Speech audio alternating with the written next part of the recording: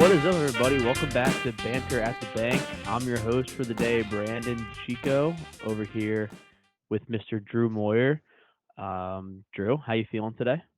Oh, I'm pretty good. Um, Went to the gym right before this, so feeling pretty good. Nice. But yeah, Getting yeah, that yeah. pump in. I rode the bike for about 45 minutes. It was Nice. cardio day. I mean, Very nice. say what you will about cardio. And I like the bike. I love the bike. Sat there and I watched some YouTube videos. But yeah, good time. Well, Drew's not the only one putting in work because the Phillies have won the last 7 of 8 games. Their 7 game win streak was snapped last night. We're recording this Mm-hmm. on a Wednesday. Snapped last night against the Reds, but they are up 2-0 as we're recording this in the top of the third. So, Drew, let's just dive right into it. Yeah. Um, Why don't we? so I think last time we left off, they were playing the Rockies. Um, Mm-hmm. did want to apologize for getting not getting that podcast out yet, but hopefully you could listen to that one right before you listen to this one. Yeah, Um, we'll get that one out when we do. I think what we're gonna do for that. I fell behind on that one. I just had a busy week. So what I'm gonna do, there's no sense in talking about what we talked about last time. So mhm. I'm gonna clip the Phillies by the numbers and the prospect stuff that we talked about, and I'll get that out. And then we'll pop out this one. Mhm. Yeah, absolutely. But yeah, I mean, Phillies take care of business against the Rockies. Um, really, when that Friday or that Monday game happened, 2-1 Phillies win. I was like, oh man, here goes a series of the Rockies, or we don't score many runs, and Mm-hmm. just another April poor showing by the offensive series, and then Yeah. they really just started to click. Um, 5-0 the next night, and then 7-6 on Wednesday. Took that momentum against the White Sox, who are, by the way, are just horrible. Like don't like they're just a horrible team. Yeah. Um, but won 7-0, 9-5, and 8-2 to finish it off on Sunday. Yeah. So Drew, what have you been liking about the Phillies so far? What do you think's been going their way? Their starting pitching has been absolutely phenomenal. I saw a thing where it was ranking I don't know if it was just NL or if it was all MLB, but the starters' ERAs, we were in first, and the next best team was like over a whole run behind us in ERA at the Padres with like a high three, and we were like mid to low two. So I thought that was very telling as to what's been keeping us afloat. Now, the White Sox series, we did score a lot of runs, Hmm. but if you're not scoring a lot of runs against the White Sox, like, come on. But yeah, no, it has been like just all like this. What this rotation's doing is just Yeah. unbelievable. Mhm. And I know yesterday Sanchez had a rough start. Mhm. Kind of like snapped that streak of just like quality start. Yeah. Um, every outing, but um, that happens from time to time. I mean, what this rotation's doing is like I can't even remember the last time a rotation's just been so dominant. I mean, No idea. yeah, I mean, there were some concerns about Nola to start the season. He's been great ever since that Rocky start. Suarez he is just on another level. Just Yeah. I mean, he is I he can't is think just about him without lights out. smiling. Yeah, yeah, he is just. I mean, we kind of talked about it before the season and kind of our predictions and stuff that Suarez was going to have a really good year, but I mean, granted, he probably won't pitch like this all season. If he does, he's run away with the Cy Young Award and one Mhm. of the best seasons of all time. But Yeah. I mean, what have you seen from Suarez that you've liked recently? He hasn't walked many guys. Yeah. He's had really good command. Going into his start the other day in Cincy, it was some ridiculous. I think he had 4 starts and 4 walks. And so if he can finish the season averaging like 1 walk per game, I'm floored. Mhm. But he's just had such good command, and he hasn't really. He's been classic Ranger where he doesn't care if you're on base, and he treats every at bat the same way, whether he's in the stretch or in the windup, and nothing phases him. And Mhm. then there's been his defense, and that's just expected at this point. Which, Yeah. if he doesn't win a Gold Glove this year, I'm gonna be so annoyed. Like the past 2 years, he should have won it, but he just never hit the innings limit because he was always dealing with some minor thing at some point in the year. But yeah. Yeah. Yeah, Suarez is just so fun to watch on defense, just like his calm confidence of just getting it and just firing it over, and Hmm. he made some like really like wow plays too. Yeah. Like double play that turned that quickly towards the end of his complete game, and yeah, he's just been so fun to watch. And the biggest thing too is I feel like last year he would put together straight like strings like this, Hmm. but they would never. It seems like they always take him out in like the fifth inning or like sixth Yeah. inning is like stretching him out. But Hmm. I mean, he had the complete game, went seven 2 nights ago on Monday.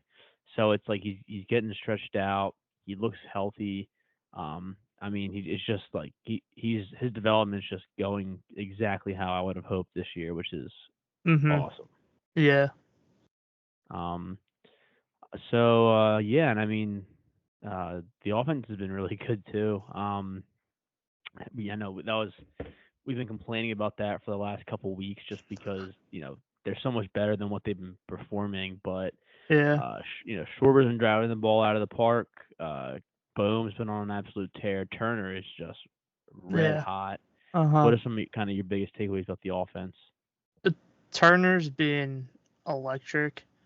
Uh, it's been like 2 games. I think he's just been like something short of the cycle almost. Hmm. Um, he's like really carrying the top of the lineup. Um, Even saw it tonight. He got hit by a pitch and then kind of knocked him down for a little bit. And he gets on first and he steals his 41st consecutive stolen base without getting caught stealing. So, and then boom, drives him in. And um, that's just kind of been Turner been pushing the envelope of like, all right, half the time he's probably kind of coming up there with an out already because Schwarber is ahead of him.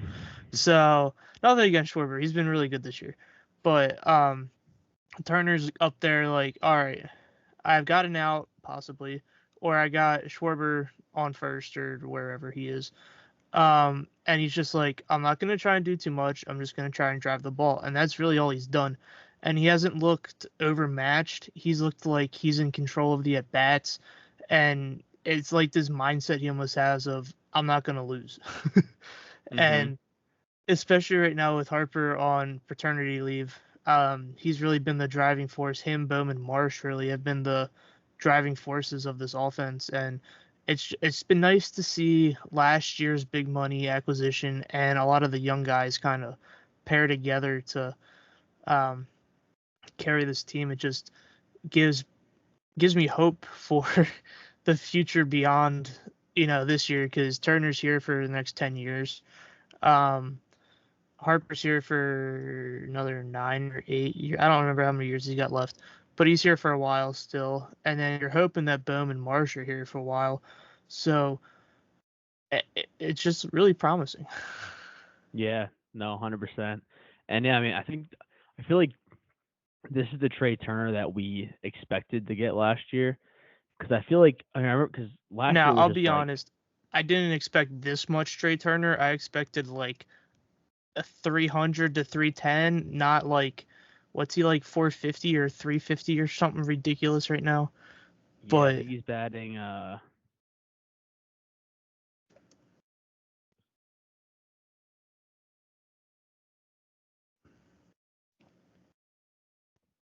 Can you hear me? yeah, sorry. He's Sorry, it batting just cut out. you're good. He's batting 323.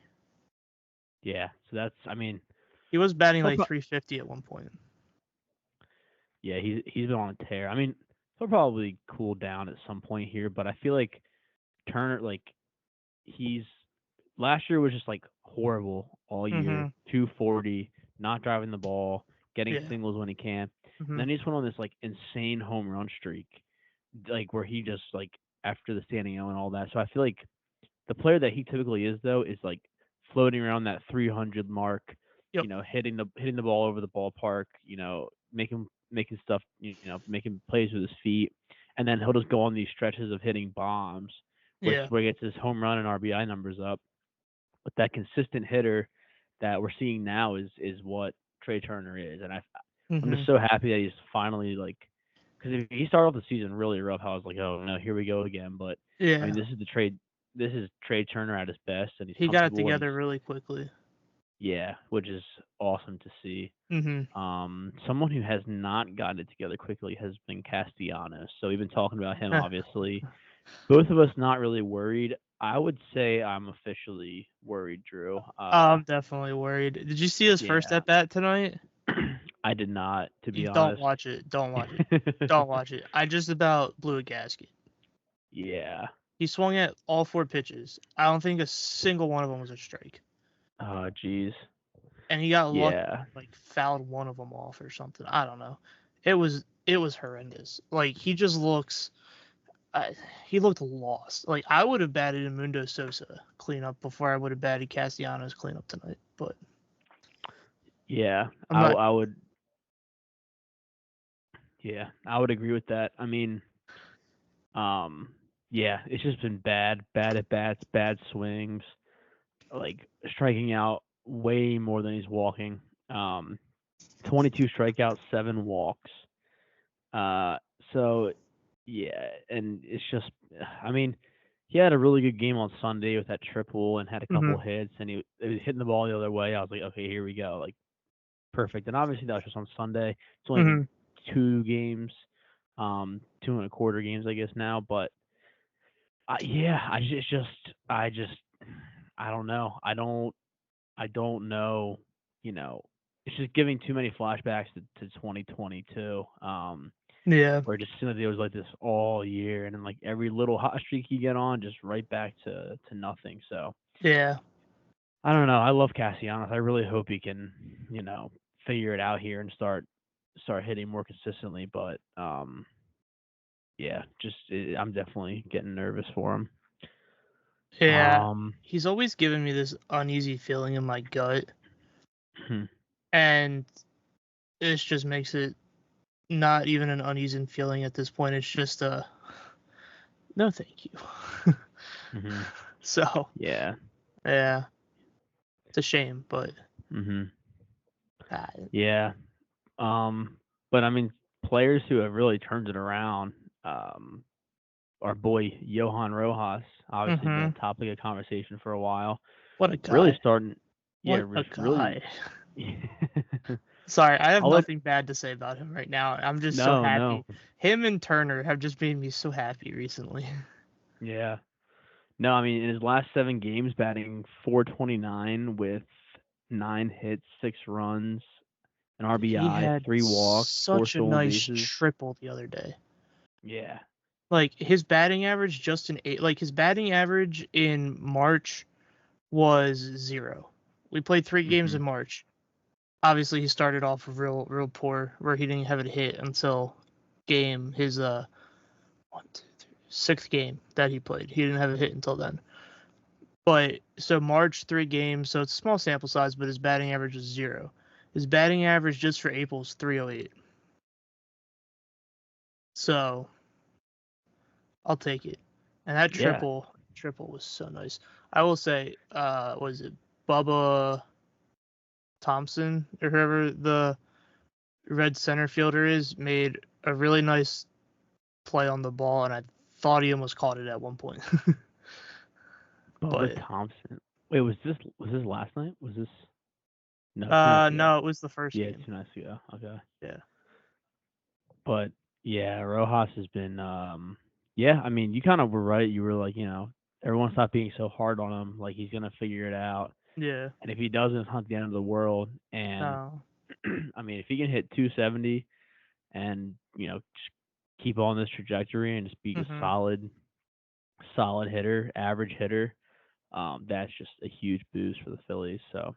Yeah, I will say, my comp. I told you about this earlier in the week, Mhm. but my comp for him ever since I saw him first play was I called him Kenny Lofton, which is high praise considering I'm comparing him to a 6-time All-Star and 4-time Gold Glover, but the Gold Glove part, like, that's very easily attainable.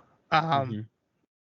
the All-Star part, um, now Kenny Lofton for, let's see how many years in a row. 1, 2, 3, 4, 5 years and 6 out of 7 years batted over 300 and hit almost 350 the one year. Um, Now I'm not saying Rojas is gonna come anywhere close to that, but if what we've been seeing recently is any type of indication, it could be close to that. So I just really like that comp, but it's also a very lofty comp as I see um what you did there. yeah. So yeah. No, I like it. I mean, elite defender, great speed, Hmm. you know, hits for average, like that would be unbelievable. Yeah. And I think he Now has it in him. I do. yeah. Now Lofton's quote unquote prime, I'll call it, was about 8 years, which really isn't bad for a defensive center fielder. Hmm. Um, but he won his last All Star in 1999 and then bounced around a lot until 2007. Now, he did keep getting signed and traded and stuff, and he was never terrible. Um, but he stopped winning All Stars before 2000 and then never won another one. So if Rojas, and he won his 4 Gold Gloves before 2000 also, and then never won another one. So if Rojas could keep the defense up and be like just sustain the defense at the least, like that's all I could ever ask for. If he's batting 270 out of the 9 hole, I'll take that any day. Yeah. Yeah, 100%. And he's been utilizing the bunt more, just Hmm. driving the ball. It's been really encouraging. And yeah, I Yeah. mean, like you were saying, even if you know he bats 250 and like, I mean, his defense is worth it to keep him in the Hmm. lineup for sure. It's just you can't be a non-factor at all. Yeah. But yeah, he's been doing great. I Yeah. want to see what his WAR is. I Oh, don't. so he's I come th- through. While you're looking that up, he's come through clutch with he's only got like 2 RBIs, but those 2 RBIs have been in good good spots. So So point four WAR this year. So I hey, mean, positive. I'll he's take it. he's coming up. Yeah, he's coming up on like games, so that's good. Yeah. I mean, at this point in the season, having a point four WAR is not bad at all. So, Yeah. Holy smokes. but Kenny Lofton's career WAR was 68.4. that's pretty good. I think career WAR like adds it up year over Yeah. year. Yeah. Yeah, But that's still impressive. yeah. No, that is good. And it changes my mind about something I was talking about earlier, but we'll get to that later. Yeah. Um. Yeah, we're kind of freeballing this one, so apologies for the. No, it's, but I think it's going really well. no, I did too. Um, But yeah, but I yeah, I think mean, hmm I was gonna say it covers a lot of what has happened since we last talked. yeah, A lot of the positives. I will say, hmm as we did mention, Harper's on paternity leave. hmm I don't know how long he'll be gone for that. Uh, Wishing the best for everyone. Um, hmm Healthy everybody. Um, so baby, mom. I don't even know if they announced if it was a boy or a girl, and if they did, I'm blanking. But either way, good for them. Happy for them. Hope everyone's healthy. Um, but Cody Clemens comes up and has one heck of a game yet. yeah, yeah. I like Cody Clemens a lot. I mean, I feel like if Pache wasn't around, I feel like Clemens would be that last guy on the Phillies bench Hmm. consistently. It's kind of a shame they're probably just gonna send him back down once Harper's done. Hmm. But I always love Cody Clemens. I mean, he deserved that night, Hmm. because yeah, I just like how he plays, and he's consistent, reliable. Yeah. Um, But yeah, he crushed that home run. That was great to blow it open there in Yeah. the ninth. Mm-hmm. And he had all his at bats, all his like his first at bat, he absolutely like crushed the ball too.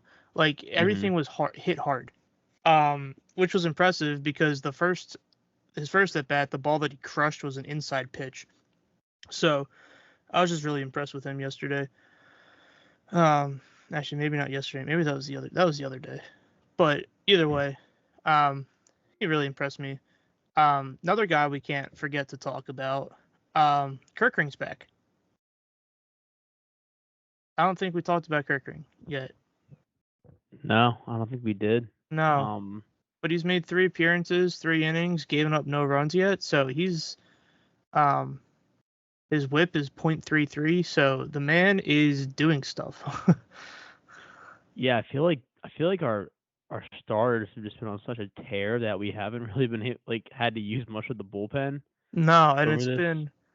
it's Mhm. been good, which Yeah. is a shame because I like watching our bullpen pitch too because we have some good guys in the bullpen. Hmm. But it's been giving them good rest. That I don't know if it was Wheeler or Suarez said this after they went deep into the games the other night. Maybe it was even Turnbull. I don't know. Maybe it was Topper. I heard someone say it. Let's just put it that way. Um, it's nice to give these guys rest now so that they're saved up for later. And we're not trying Yeah. to have to find rest for them later on in the season when it's more key situations and you want your top guys pitching all the time. And all right, if we're going to give them rest now, it means they can probably pitch more later and make a deep playoff run where they'll still be as rested as if we found rest for them later in the season. So that's a positive in my mind there. Yeah. No, 100%.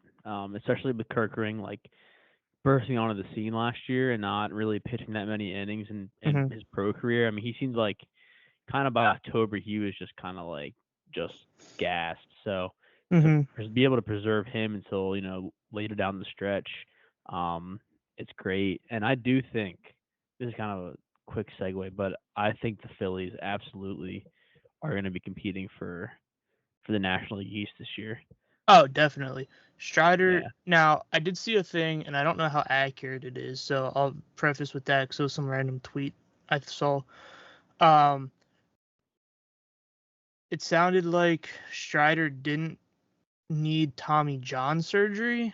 Um, what it was is some type of bone spur broke off, or some type of bone, something fragment broke off in his elbow Hmm. and he needed to get that taken care of. I'm not really sure, but it didn't sound like they had to do any surgery on the UCL. So I don't know if he's actually going to be back this year now or if he's still out for this season. But um, I mean, I'm always happy to hear player injury news where the player doesn't need Tommy John surgery. But if I'm wrong, somebody please correct me. But I saw that somewhere, and I actually kind of hope that's true because I like seeing people, even if they're on the Braves, not be hurt. Yeah. No, I definitely agree. I think I think he still is going to be out for the season though. I think. Oh, that's what it says at least. I don't know, but Yeah, I'm yeah. still seeing stuff about season-ending elbow surgery. I don't. Either way, um, if he didn't have to actually get Tommy John, that'd be huge Hmm. because that could preserve his career too. So. Yeah. No, 100%. But I mean, even just Strider aside, I mean, the Phillies are just like I mean, last year they were just dead at this point of the year and just staying afloat, and then May was just dreadful. I Hmm. mean, they're this field that I mean that 7 game stretch felt like June last year when we it's like, oh, here they finally go to click. It's like, well, wait, now they had that click so early on in April. Yeah. Um, I mean, how can you not feed off that momentum? And then yes, they were against horrible teams, probably going to be two of the 3 or 4 worst teams in baseball. But um, I just don't see how as everyone gets acclimated and gets more and more into midseason form and the weather heats up, I Yeah. don't understand how y- how you can't just ride that momentum or find the momentum, even when there's downswings and stuff. But Mhm. the Braves do keep winning, but it is nice to have be 5 games above 500 because I feel like last year would be like Peter pattering at 500, and then it was Mhm. like, oh crap, we're at the end of May and we're 5 games under. Like what the heck? And it's Yeah. harder. I mean, as the games go on too, they're harder to make up those games. And then the Phillies still did. So, Yeah. Exactly. but yeah, I mean, how they last year they were like at 101 win pace after June on or something like Mhm. that. I think they've learned from that and they can just carry that through these first 2 months, and we'll be seeing a high 90s 100 win ball club. Yeah. Yeah. So just looking at the standings, we're 2 games back right now. Hmm. Um, which is miles better than where we were at this point last year. Hmm. Still don't have double digit losses, so that's nice. Both of us and the Braves are both 8-2 in our last 10 games. So it's gonna it's gonna be one of them tight ones where I think we do play them at the end of the year. Let's quickly bring up their schedule and click to the end of it.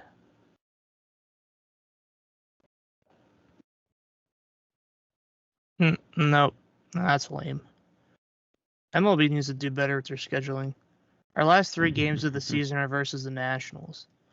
Mm. Like we don't play the Braves. We play the Braves once in the last month of the season, and it's the last game of probably like a 3-game series. Yeah, so we play the Braves 7 times in the last month and a half of the season. All right, let's put it this way: we play them 7 times at the end of August. That's gonna be And fun. It's gonna be a yeah, fun series, hopefully. I'm not saying it won't be, but like, why not take 4 of those games and bump it to, I don't know, the last week in September Yeah. instead? And it'll, like, because if it comes down to that, that series would be through the roof TV ratings and all that stuff, and because that's what they care about. Hmm. So I don't know who the heck's scheduling. Someone's just throwing a dart at the wall and saying, "Hey, look, this looks like fun." Yeah.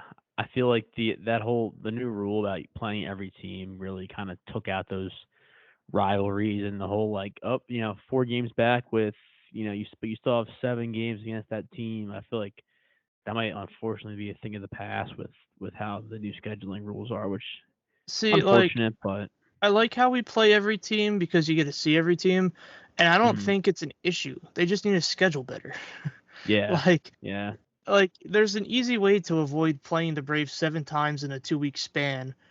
Just move it. yeah. like, it's not that complicated. Like, if you're gonna play the Braves 7 times in a 2-week span, make it the last 2 weeks of the season. That would be Mhm. electric. Don't make it the last 2 weeks of the second to last month of the season. Make it the last 2 weeks of the last month of the. I'll I die on feel that I high feel like they horse. I feel like they do that though because like I mean when did the Braves wrap up the East last year? That was like early on, right? I guess that was like early September, Yeah, right? but then we still played them the last couple weeks of the season. I thought. Yeah, I don't know. yeah. Either I don't way, know either, but I don't like the schedule this year. Or at least the end of the. I mean, the end of the schedule. I don't want to speak too soon, but like,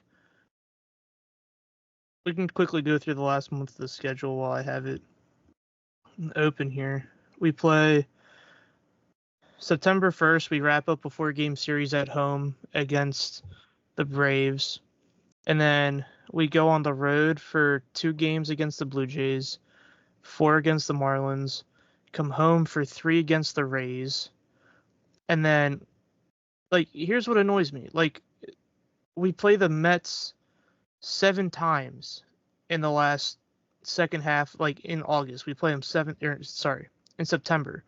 We play the Mets 7 times. Just flip the Mets with the Braves and we'll be fine. mhm. Like, everyone knew the Mets weren't going to be competitive this year, so why are you giving them to us at the end of the year? Yeah, it's a rivalry, but it's a crappy one because the Mets stink. I mean, they're only Yeah. 2 games behind us, but like they're not going to be in the running for the division. Mhm. So, sorry. Besides that, sorry. So the Rays for 3, Mets at home for 3, at Brewers for 3, at Mets for 4. Cubs are home. We're home against the Cubs for 3, and then we go on the road to finish the season at the Nationals. So like, I don't want to call it an easy last month because it's never easy in baseball, but it's an average. Like, Mhm. yeah, it's not hard. It's not like we're playing the Dodgers 6 times and stuff like that. But like, I think it'd be really more entertaining if we played the Braves a bunch in the last month of the season instead of the Mets. Now Mhm. I could be wrong, and maybe the Braves fall apart, and it is us and the Mets down for the division. Where in that case, it's rigged. But um, I feel like that's so unlikely. no, exactly. The So, Braves are just and no shade to one. the Mets, they're an organization, but like, I don't know. They tried to spend money to win, and they realized that doesn't work, and so they're, I don't know, right back to where they always are, which is average most of the time, and then they have like a 3 year span where they're competing in the World Series, and then they're back to average for the next 7 years, and yeah. Yeah. Well, speaking of the Braves, the latest power rankings have come out. There we go. Um, I will read off the top five. So it goes Braves, Orioles, Yankees, Phillies, Mhm. Guardians. So obviously, really early in the season, but Phillies at four. I think they were like eight a couple weeks ago when I saw this. So up four spots, or actually they're up nine spots. They were at 12th at one point in the last ranking. So what do you think about that, Drew? I mean, if obviously, if I mean they kind of just go off of current record, but I feel like 4 or 5 is right where the Phillies are going to end up at the end of the year. Um, Yeah. What so what slate are you looking at for this one? CBS. Okay. Are they do they have different ones? Do they? Well, so like MLB.com that came out 2 days ago had it Braves, Yankees, or like I know the Yankees are doing well, but I still think it's Yankees stigma to put them above us. But Mm-hmm. besides the point, Braves, Yankees. I actually don't know what the Yankees record is, so I could just be like I just talked a bunch of crap. But Braves, Yankees, They're 16 Orioles. and 8, so they're one game better than us. Okay, Braves, Yankees, Orioles, Guardians, Brewers, Dodgers, Phillies. Dang. Like they have us at 7, which Shohei's playing well, and the Dodgers are playing pretty well. But like, yeah, I don't know. What It would you like There's a handful record? of really good teams right at this point of the year still, but Yeah. I mean, longevity wise, I mean, what would your top five be? so if I had to Like, predict what the top 5 would be at the end of the season, is that what you're thinking? yeah, yeah. So Braves would probably finish at number 1, Mm-hmm. just because it's the Braves. Um, Well, that means and they wouldn't then win the division then. yeah, and I know. I No, think I they know. they I don't think that probably the Phillies will. will do it. Yeah, I don't think the Yeah, Phillies are going to win the division really either, but but it's they'll going to at least come down be to competitive, whoever's number 1 is going to be the winner of the NL East. Is really hmm what that'll come down to. which is Um, crazy. yeah. So it'll probably go Braves. Braves and Phillies will be in the top 3 or 4. Um, so like Braves, probably Dodgers, and then Phillies, Yankees, or Yankees, Phillies. It could go in either order. Um, Orioles will be up there. I'm just quickly scrolling through this list. Guardians are hot though. Yeah, I don't know if they have what they have. If they're going to be able to sustain. Um, I've always liked the Guardians though. I wouldn't mind seeing them be, you know, back in the playoffs this year.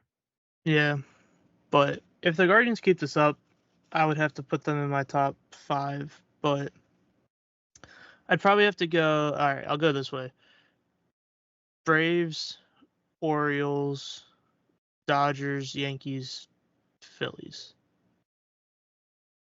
And the only reason I have us knocked is because I feel like it would be hard to put. Uh,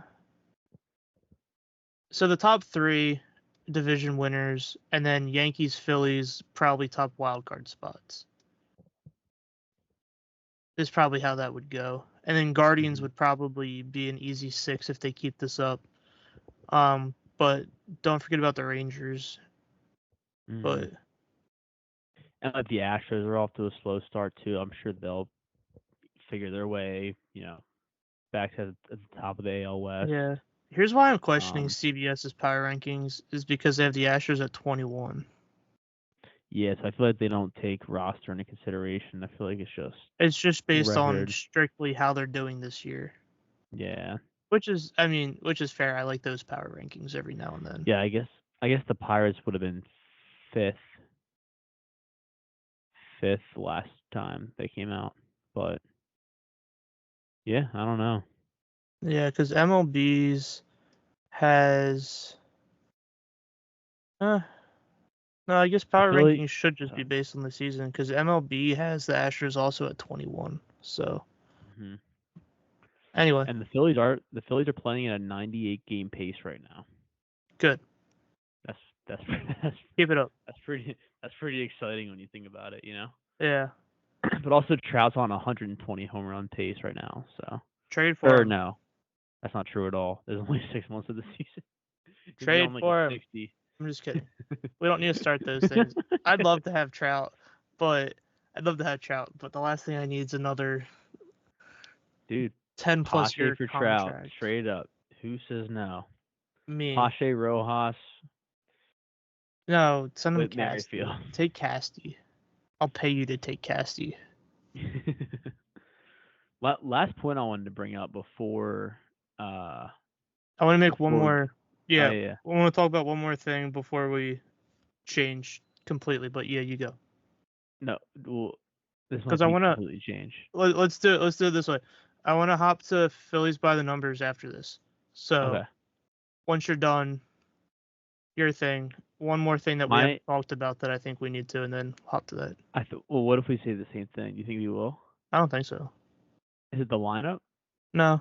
Oh, okay. All right. Well, yeah, the lineups have been driving me nuts, Drew. I know they've been driving you nuts too. I just had to say it. I had to get it out there. Yeah, I I texted Brennan earlier today and I said I think Topper's on drugs when this lineup came out earlier. I'm like, there's no way he's not on like LSD or something. He's like tripping. I'm like, there's no way. I'm like, look at this lineup. I know you're facing a lefty, but like, come on. yeah, the lefty aggressiveness thing, like it just, oh my gosh, like I was like, I didn't want Rojas to start so bad because I wanted Marsh to play every day because I thought that, Merrifield would take at bats away from Marsh, but now it's just like, nope, let's put Pache and Rojas out there. It's like, come on, like, Yeah, and Witt. and Don't remember Witt's playing today too. yeah, well, And he's in Sosa. for Stott. It's like, dude, like Stott really took a stride last year. Like Yeah, Stott can be a star. He was a I'm trying to 14th overall figure pick. out. I'm trying to figure out what type of a player Stott really is. If he's the guy where he does need a mental break every now and then, or if he's the kind of guy where you let him grind out at bats. I haven't been able to figure that See, out yet. I But think he's a I think he's a grind out at bats guy because yeah, they were platooning him and stuff his first year, and last year they just kind of put him a second and let him ride it out. yeah, Especially with like Harper DHing and stuff. Like Sosa was playing third, Bill was playing first. It was kind of getting Sosa his at bats, hmm but I feel like with Harper moving to first, well, I mean he's not at first tonight, but um, yeah, I don't know. I don't like it. Just start your guys and let them figure it out, and just enough with the matchup crap. Like, yeah. sorry, I had to get that out. Nope, you're good. No, the last thing I have an issue with the lineups too. It's Topper every now and then, and this happened last year too. He rolls up these lineups where he's like, if we win, we win. If we don't, I didn't roll out a lineup to win. And it's like, can we please not do that? I'm like, Hmm. everyone talks about needing to have a solid like fourth or fifth starter, but you roll out these lineups with the fourth or fifth starter, and I'm like, come on. It's like, if you're gonna roll out these lineups with like the fifth starter, of course the fifth starter is not gonna have many wins because there's no run support. So Hmm. whatever. The one thing I wanted to mention, Taiwan comes back this weekend. He's supposed Mm. to start Sunday, I think, is what it was. So that most likely means Ricardo Pinto is either going to be DFA'd or sent back to AAA. I don't, I don't know what options he's got, so I don't know if we have to DFA him or what. But he'll probably end up back at AAA. I can't see anyone picking him up. So Hmm. um, he'll be back there. Clemens will probably be back at AAA once Harper comes back. But so this means Turnbull's most likely moving to the bullpen. I've heard everyone say with a lot of confidence that he's moving back to the pen. So, um, what are your thoughts on that? I mean, so I was like mad about it until I forget somebody tweeted it or something, but I mean, Turnbull hasn't, he's he's only pitched more than 56 innings. Uh, the last time he's pitched more than 56 innings was 2019, Mm-hmm. so 4 seasons ago. Okay. So when they put it that way, it's like okay, he hasn't like starting every game. Mm-hmm. This could be an opportunity for him to like come out of the bullpen, be a solid long man, get his work in, and then I mean, hopefully not, knock on wood, but if anybody else goes down, or if maybe Chris Sanchez doesn't hit the jump that we thought he would, you Mm-hmm. put Turnbull back in there. So, I mean, it's I don't like it because it's very obvious. Like, we pay Taiwan 18, 19 million a year, so we had to put him in type deal.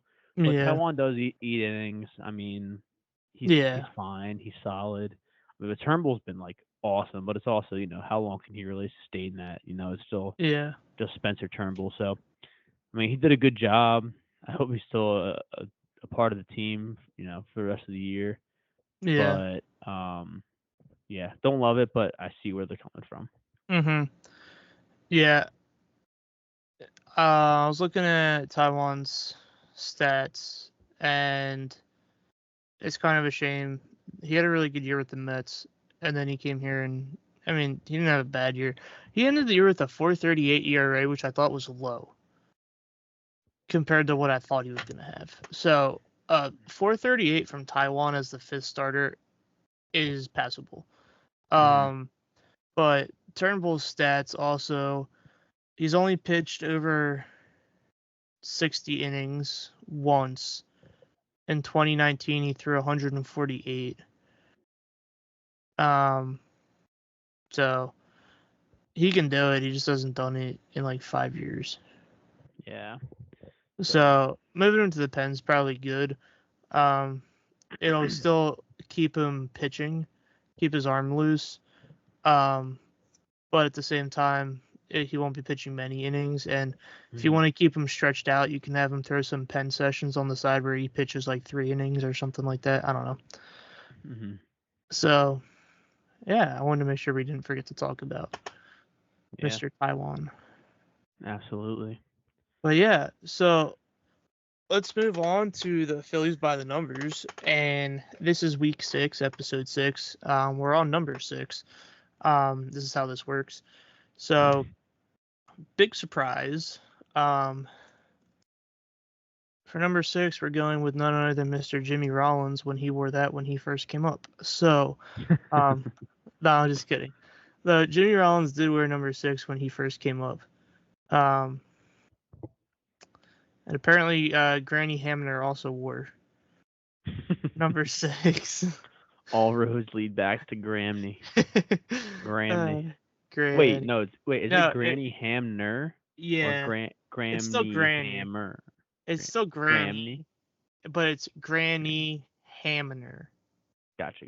Okay. Yeah, so Hamner. Yeah, but yeah, so yeah, Jimmy wore that. Scott Rowland wore it for a year, but nah, I'm just messing. We're going with Ryan Howard. Um, I will say, who's the other guy? Johnny Callison. Um, I want to make sure we talk about him. He was a pretty good player. He was a four-time All-Star and All-Star Game MVP when people still cared about the All-Star Game. So, um, I want to make sure we talk about him. Uh, Solid player. I don't know much about him, but I know he was a solid player. Mm-hmm.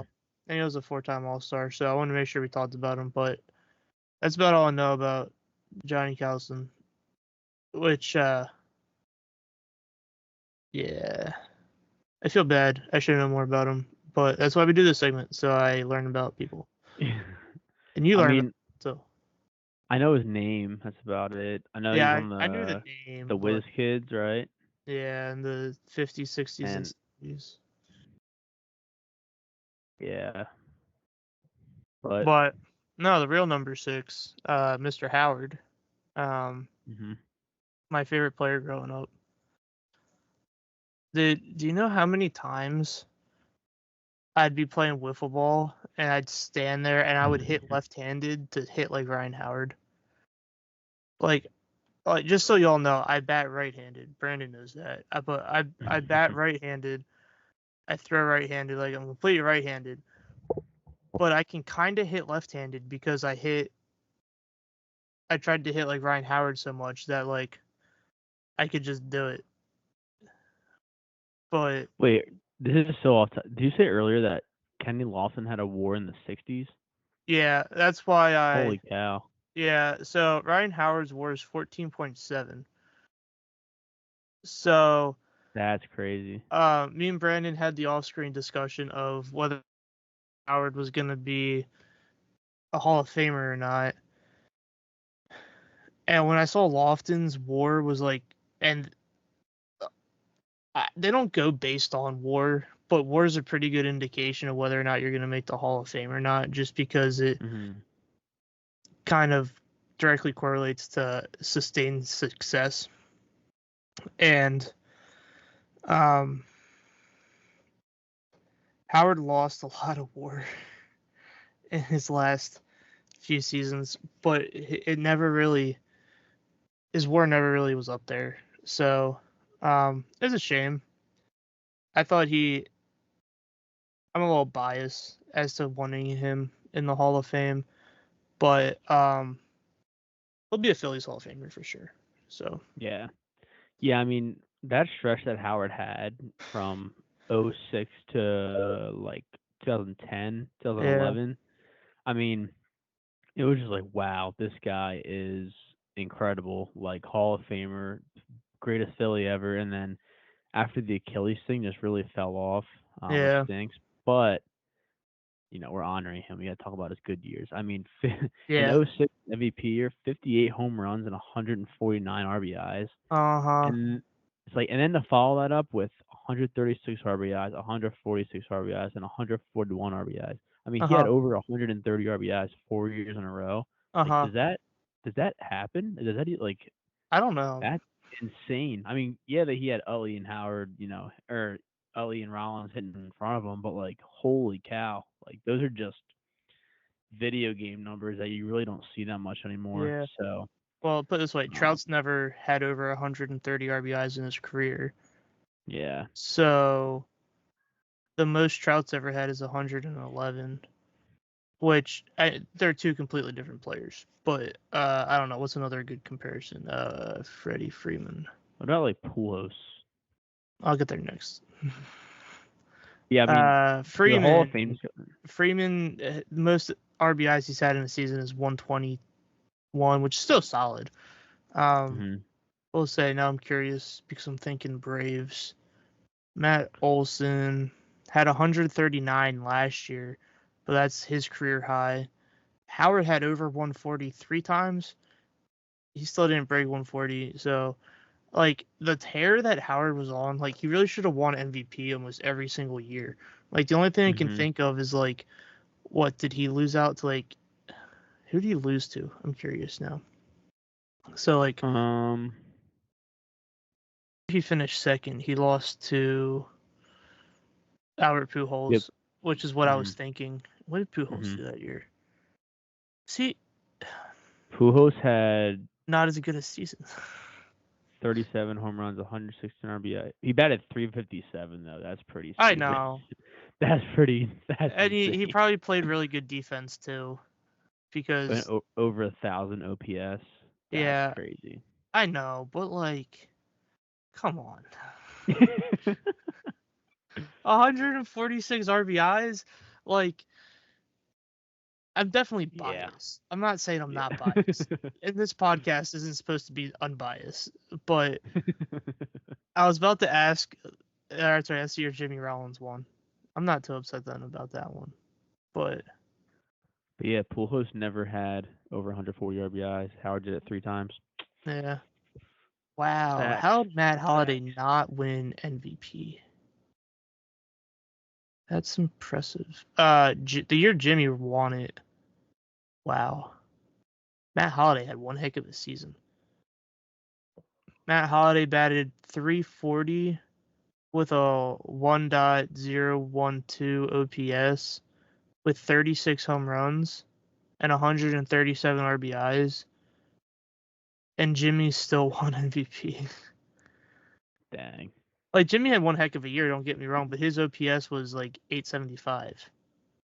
And his He batting also, average was 296. But then wasn't that the year he won like 2020 2020? yeah, I think he's like Yeah. the first player to ever do that. 30 home runs, 41 stolen bases. What were the other 20s? Triples. He had like Triples, yeah. 30 something triples. Um,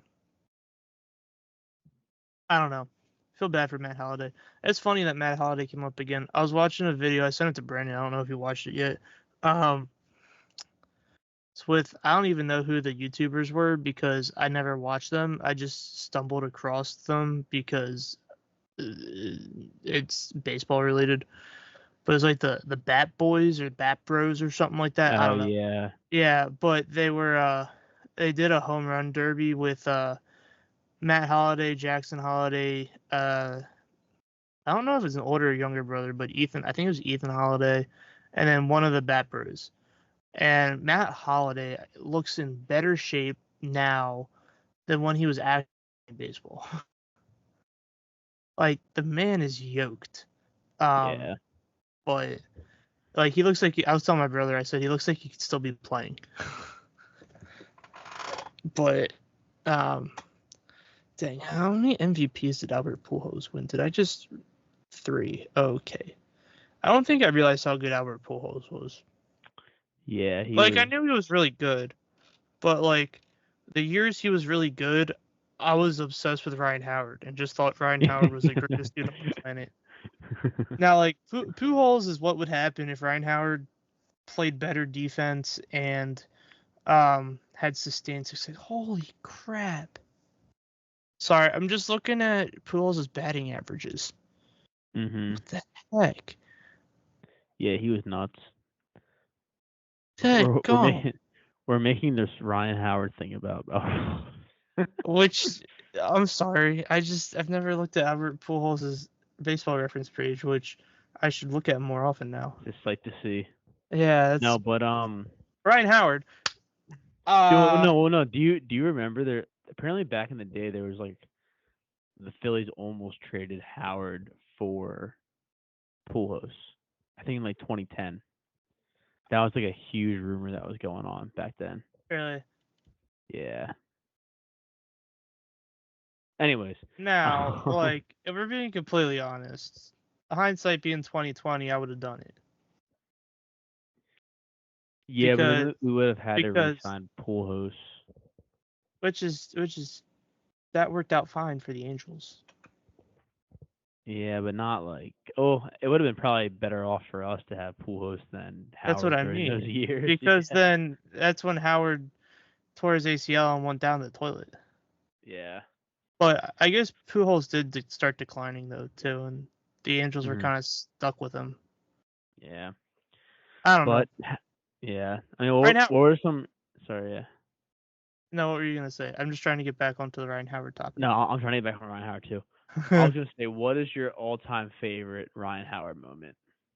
Oh, that's a very good question. See, I don't really know if I have a favorite because there's just so many of them.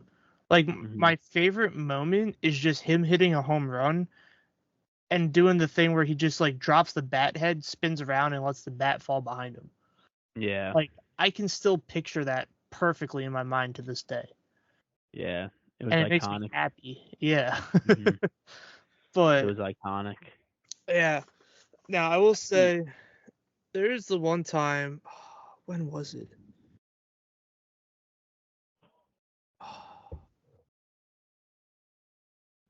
There's this one time where he hit a home run in a really big spot. Um, I can't remember if it was against the. I can't remember if it was against the Dodgers or if it was against CC Sabathia when he was on the Brewers. I don't know. I just remember he would like always Watching hit him in the grand playoffs, slams. yeah, watching him in the playoffs was a sight. Yeah, It's such a yeah. So shame like, that like him and Pujols were on the same trajectory, hmm, and then yeah, he just got hurt. I don't know. yeah, Now I'm sad, yeah, but yeah. what a dude. Well, we'll think of the good times. I mean, I'm yeah, smiling when he because hit, I'm picturing him hitting a home run, and it's just beautiful. I always love that old clip of like he hit like his 48th, 49th, and 50th home runs all in the same game, Mhm. and they had like the Howard's homers up in the third deck, and they had to like write on the shirt 50 because he hit three in one game against like the Nationals. Like, yeah, Howard was just unbelievable. Yeah, I will say his home run number 58. That's a Phillies record, isn't it?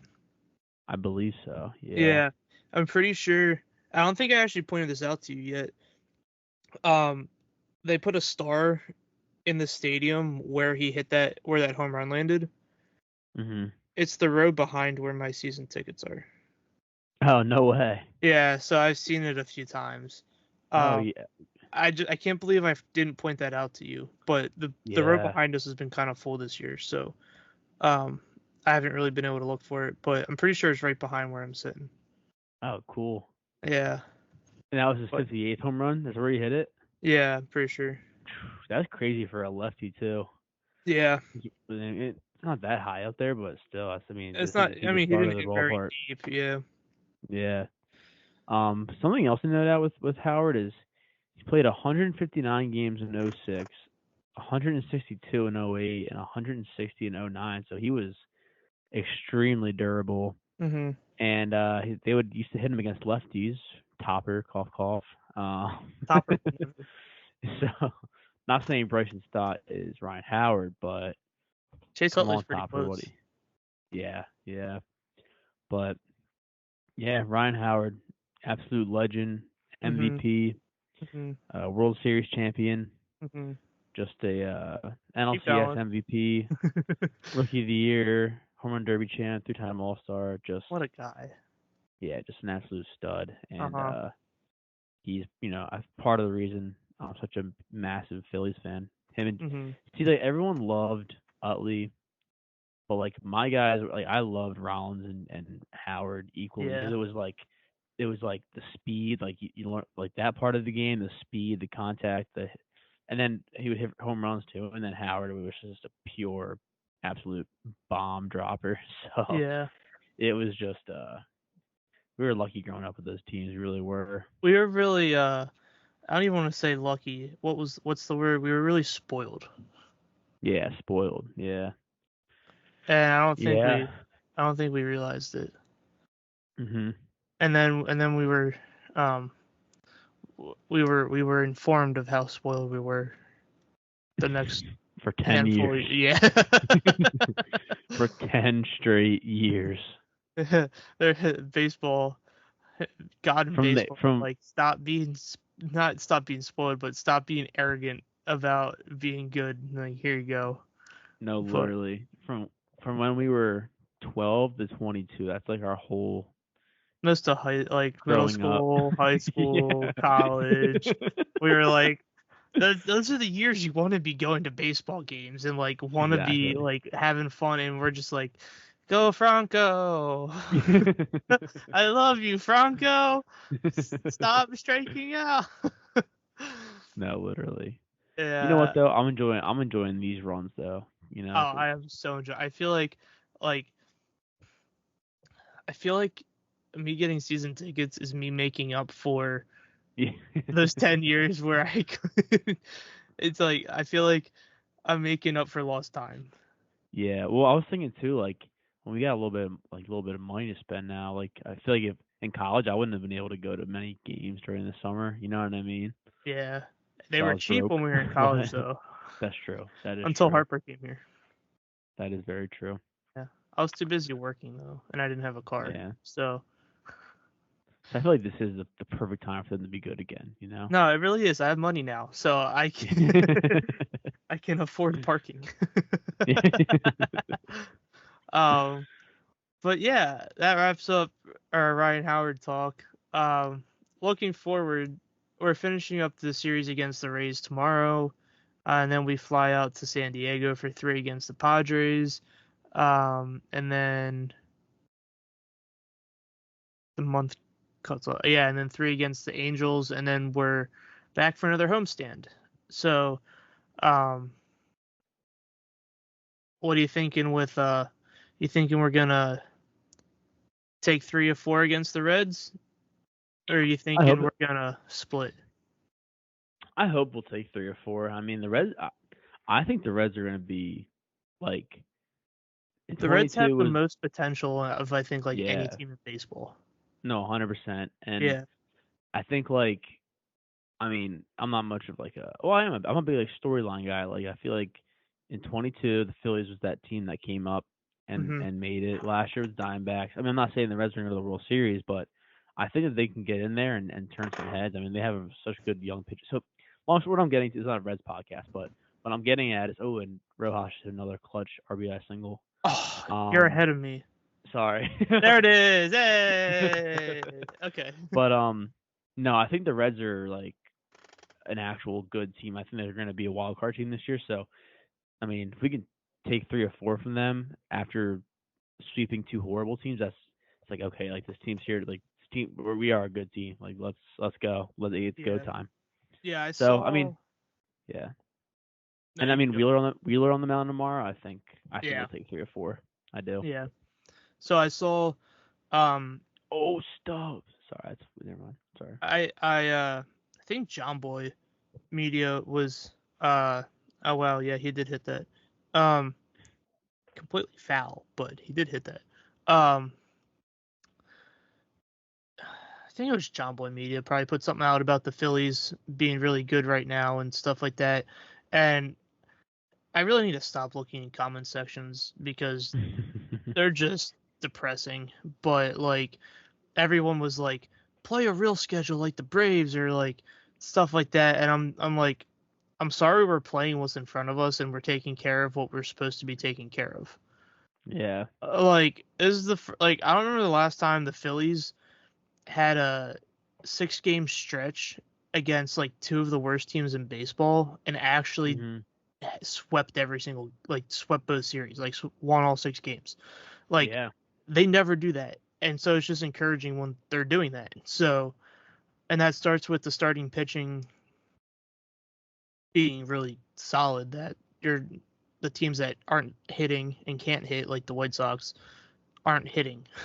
Mhm. And so you're able to just do your thing offensively, and it puts the pressure on them and not on you because you know you're going to hit, and they can't hit to begin with, and them trying to hit against good pitching was kind of hilarious. But Mhm. um, it's you can't control your schedule, and if Braves fans or other MLB fans are complaining that, yeah, the Phillies are playing good, but they're playing trash teams. It's like, well, okay, I could say this. Like, I could look up a stretch in your season where you're playing trash teams, and I could be saying the same exact thing to you, and you're gonna be butthurt because I'm saying your team's not actually good. It's just playing trash teams right now, and it's you play your schedule and you do your job, which is beat the teams on your schedule, and that's what they're doing. And people are just upset that the Phillies are actually doing what they're supposed to be doing for once at this point of the season, and it makes me happy that other people are upset that the Phillies are actually doing good. People really hate Philly fans. Yeah, I don't really blame them. I mean, all this, I'm not a toxic Philly fan, but I also don't live in Philly, so that could be see, part. it's a jealousy thing, though. You know, I mean, It when those really Braves, is. We're like when just the those Braves, greatest city in the world, so it's just like, 100%. yeah, Like when those, like, because like there's diehard Braves fans out there, and when they're seeing their weak little stupid ass freaking chop that started yeah, like when we they, can do that and too. We then did it right back yeah, at you during the playoffs, and look what happened. We actually won. yeah, and then you see Philly fans just going insane. I Like know. it's like it's like they're just I wish that we had a fan. I wish that we were all like that, but Yeah, they're not, so they're jealous. yeah.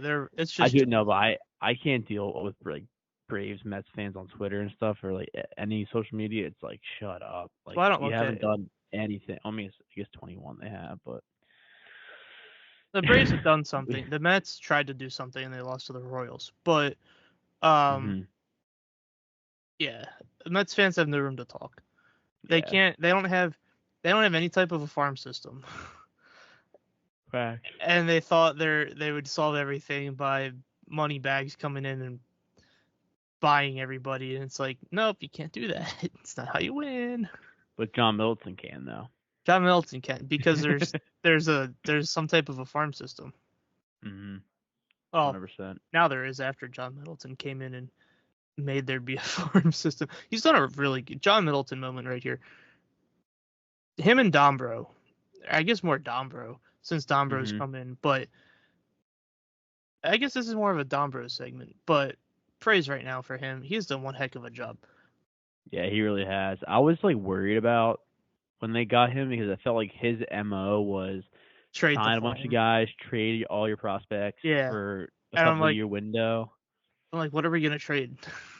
We have Exactly. nothing to trade. Exactly. But And he's done so, a great job. Yeah, I mean he's done a great job of spending, yeah, but also like building something. they And overhauled the scouting department and the mhm. development and stuff. They brought in a bunch of guys from like the Rays, or at least they brought Mhm. in what's his face from the Rays, uh, Mattingly's son, right? Mhm. Yeah, they Yeah. brought him Yep. in, And I think and Sam Fold was with the Rays too. I was he think. okay? I think so. I'm not But sure. Sam Fold and Mattingly's son, I should know his name because he's more relevant than Don Mattingly to me right now. Uh, but yeah, they've done a really Preston good job. Mattingly? Preston? Yes, yes, yes. I wanted to say Brandon. I'm like, that's No. 100% wrong. Yeah. But yeah. Um, so yeah, random segment, but needed. Uh, so let's move on to the final segment, which is gonna look a little different. So normally we do prospect talk here, which we still are, but I'm not gonna highlight one person. I kind of want to go through and um highlight since there's been a good handful of minor league games now. I want to highlight some prospects from each level. So like Iron Pigs, Reading Phils, uh, Clearwater Thrashers, and the Jersey Shore Blue Claws, and just highlight one if I feel like two people deserve it, then maybe two players from each level. So let's start at AAA, and he's not the guy I'm going with, but just quick shout out to Scott Kingery leading the team in home runs with The 5. comeback tour is well on its way. I don't know about that. He's batting 263, but 5 home runs for him is pretty good, though his strikeouts are up there. He's at 21 strikeouts and 5 walks. So, but he's playing pretty well. That's not who I'm talking about though. I'm gonna go with Mr. Jordan Luplow. He's been on a tear. He's batting 269, or not 269, 369. Sometimes I think I'm dyslexic. But I know I'm not, and that's not a bash to any of you out there who might have dyslexia. I have moments. Anyway, he's batting 369 with 4 home runs, 14 RBIs, 3 stolen bases, 11 strikeouts to 4 walks, which is pretty solid. He's got 6 doubles, 24 hits. Like he's just been on a tear. So it's nice to see him do well. There's no pitching to really highlight, which is a shame. I will say Micah Bell's not off to a great start. He's got almost a 7 ERA through 3 starts. So it's developmental year. Not great. No, it's not great. Yeah. But he hasn't even thrown 12 innings yet. So he's given up 3 home runs, 9 earned runs. Yeah, I mean, unless he fixes something, he's not coming up this year then. So hopefully he can, because I know he stayed down at extended spring training. So I don't know if maybe something is bothering him or what, but hopefully he gets that figured out this year. But Jordan Luplow having one heck of a season. If an outfielder goes down at some point, which I pray doesn't happen, he'll definitely probably be the first one up, assuming he's on the 40-man, which I'm not actually sure if he is or not. But yeah, he's having a really solid season. So Jordan Luplow. Jeez. Okay. Now on to Reading. There's a few guys here that I want to talk about.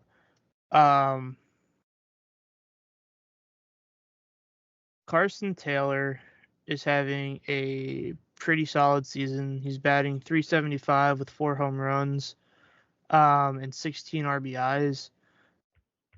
So he's having a really good start to his season. He's a first baseman. He's only 24. He is from the Dodgers. The Dodgers drafted him in the 4th round. So I don't know. I actually don't remember how he got here. I don't know if we signed him or if he was part of some trade. I don't know. But he's off to a good start. Gabriel Rincones Jr.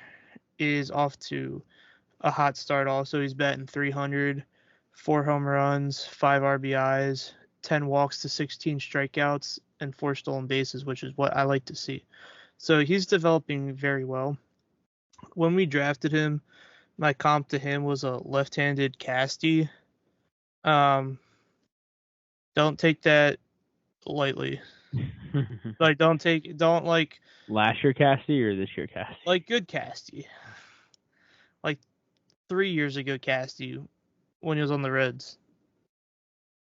But I like that. and the Cubs, like when he was good with the Reds and the Cubs, not with us. So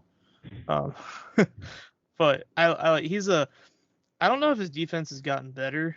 I haven't looked at any type of defensive metrics or talked to anybody. But his knock coming into that draft year, I think he was a 2020 pick. No, 22 pick. His knock was his defense wasn't great. So he was either going to be a DH or an outfielder, which is why I went right to Casty. But he's still young and he's getting better. So I have hopes for him. High hopes for him. Bless you. Oh, thank you. And the last guy that I want to talk about is Matt Osterberg. Um, he is 25. He was a 15th round pick in 2021. He's off to a really good start. He's got 3 starts and 13.2, 13 and 2/3 innings pitched, and he's got a 1.98 ERA. So he's doing pretty well. That's really all I have to say about him. They're just highlighting players, uh, Mhm. just so you guys are aware who's doing well and stuff. So yeah, good start for him. I'm trying to find any other notable prospects that are at Double A. Andrew Baker's here, but he's not doing terribly well. Carlos De La Cruz off to a really slow start. He doesn't have a home run, and he's only hitting 175. Um, that's the only real notable stuff with Reading. So Jersey Blue Claws, there's a lot to like here. So we've got. I'm gonna highlight 3 pitchers off the get go. Um, Gene Cabrera. I'm gonna butcher some of these names, but Gene Cabrera, Iverson Castellano, and Brennan Fosnot. Um, they're all starters. At least I think they're all starters. Castellano has 3 games and 2 starts. So I don't know if they're transitioning to the bullpen or if he's like a spot starter or what exactly. But they all have sub 1 ERAs to start the year, and they're all over Wow. 10 innings pitched. So that's quite solid. And they all have sub 1 whips also. So and sub 200 batting average against. So and they're all over 15 strikeouts, and only 2 of them. So like Cabrera's at 18 strikeouts in 16 innings pitched, and Fosnot's at 16 strikeouts and 15 innings pitched, and Castellanos at 16 strikeouts and 11 and 2/3 innings pitched. So they're all off to a really, really hot start. Um, and then that I just noticed it now, so it's a last minute add to this segment. That pretty sure this is the guy I'm thinking of. Let me open it up quickly. Yep, that Italian dude, that Sam Aldigeri. Um, yeah, he's off to a really good start. He's got 10 and a third innings pitched, 11 strikeouts, and a 0 ERA. So the Blue Claws look like, if you're in the Jersey area and you're listening to this, go, because they're gonna have some other. I would assume they're gonna have some other prospects coming up from Clearwater soon too. Mhm. And speaking of which, batters. Justin Crawford's off to a hot start. You know you're not a team built for power when Justin Crawford's leading your team in home runs. So, he's tied with 4 guys for. He's tied with 3 other guys for first place with 2. But he's batting 333 with a 4.44 on base percentage. 8 walks to 15 strikeouts, 7 stolen bases. He's been caught twice, 2 home runs, 7 RBIs. I'm actually surprised he has more home runs than doubles. He only has 1 double. But excuse me, he's off to a really good start. Um, I'm just looking for other notable players here. Um, that's where Rodolfo Castro's at. Wow, Rodolfo Castro's at there. Huh. That doesn't seem right. But yeah, that covers Blue Claws. I'm going quickly, but there's just a lot to cover. So I'm just, if y'all retain any of this, cool. If you don't, look it up yourself. Well, I'm just gonna keep talking about it. So there's 2 guys I want to talk about. from the Blue Claws. I guess 2 because the one guy had another really good outing tonight. So we'll talk about the pitchers first. So um, George Klassen has been on a tear. He's got 3 starts, averaging 5 innings a start, so he's at 15 innings pitched. He's got 24 strikeouts through 15 innings pitched. Um, that's unheard of. So, yeah, he's been hot. Pulling up in his stat, he was a 6th round pick last year, this past season. So, dang, he's 22. He went to college. So if he keeps pitching like this, he'll probably get moved up to the Blue Claws sooner than later. Um, I don't know if Clearwater season is shorter than the rest of them. But if it's not, I can't imagine Klassen's going to be down at Clearwater terribly long. Um, but we've had this discussion before where um, the Phillies do like to keep their guys down longer for more development. So we'll have to see if that's what they're doing with Klassen. But another pitcher quickly to highlight, Luke Russo. I don't know if you say Russo or Russo. He's got 3 starts. He's got a 1.29 ERA, 14 innings pitched, 20 strikeouts. Um, he's having a really good season too. He was a 16th round pick in 2023. So 2 pitching prospects, and he's 23. So 2 pitching prospects from last year's draft off to hot pro careers. Um, so I like to see that. And then one of the last guys I want to highlight, um, just checking to make sure I didn't miss anybody else when I was scrolling through it. Yeah.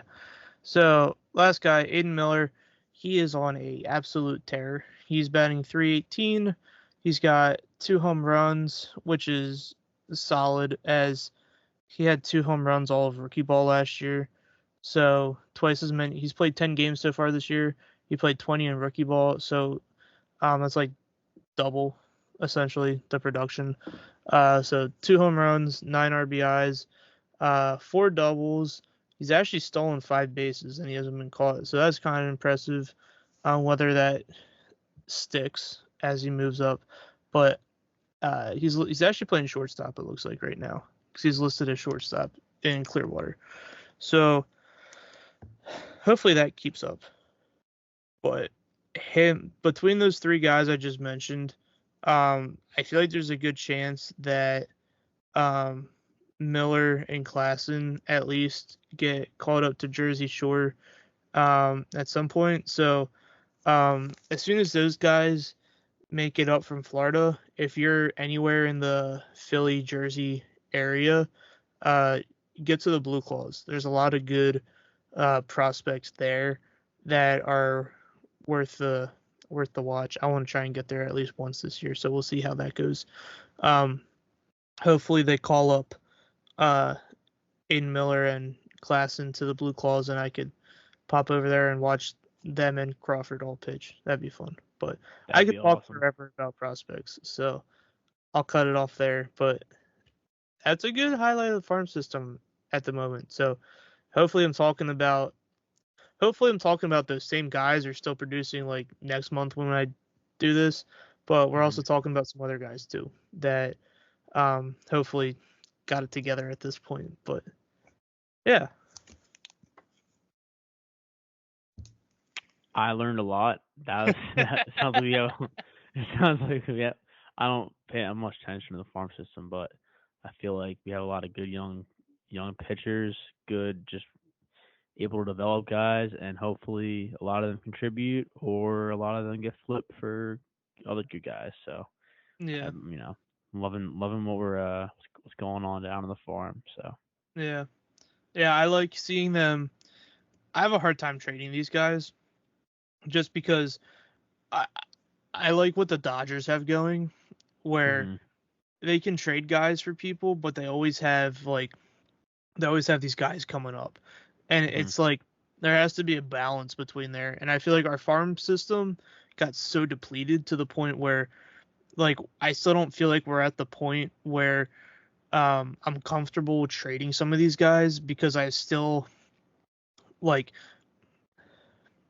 it's one of those things where you hit on some and you don't hit on others, and the guys that you hit on, you can't trade them at their peak because like Klassen and that Russo dude, they're like 6th and 16th round picks, while like Mika Bell's a first round pick, Painter's a first round pick, and like you could bank on them just panning out more than Klassen and Russo because they're higher picks. But like if Abel keeps like not being able to pitch at AAA, and he's not going to be able to pitch above AAA because he just can't get it together, well, at some point you have to say, all right, let's trade Abel because these guys are actually producing. Um, Even though they were later round picks, they're going to be the higher prospects. And so like I feel like we're still at a point where there's a lot of analysis of the farm system that has to be done because it's still so thin. Does that make sense? Yeah, Yeah. 100%. So I don't know. I want to be able to trade for good players to fill key spots, but I feel like our team's also at a spot where we don't need the type of players that require trading some of these prospects. Hmm. Um, so hold on to them as long as we can because they're key for the future because you can't always like the Mets proved it, but we're also proving it at the same time. You can't just keep going out and paying people. Eventually you run out of money and you need to put advertising all over your stadium to pay for that roster.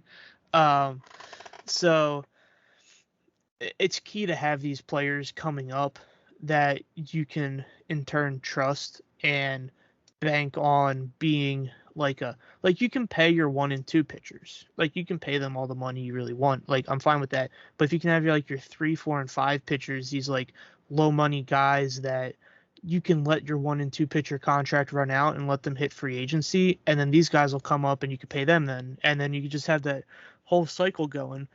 And I'm a huge like you need to have a constant flow of prospects coming up into the big leagues from your minor system to have good players on cheap contracts. And if you don't have that because you keep trading the guys or you don't have it because you can't draft, well, then you can't just keep signing players because you run out of money, Right.